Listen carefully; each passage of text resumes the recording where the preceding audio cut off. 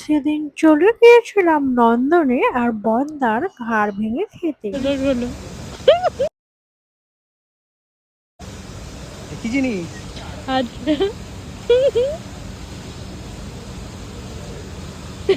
আরে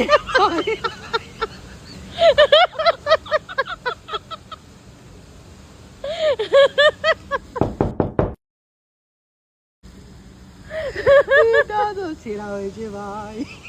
তারপর আমরা দেখতে গিয়েছিলাম the academy of fine arts. সিনেমাটা রিলিজ করেছিল।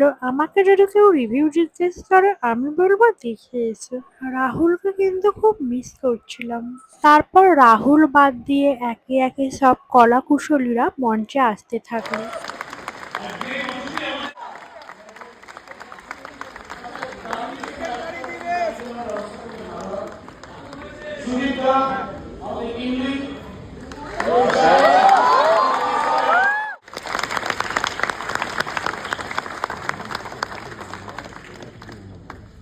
প্রত্যাবর্তন নামে আর একটা সিনেমা হচ্ছিল।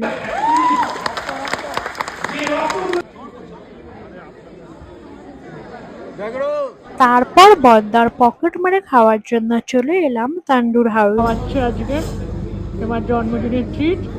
আর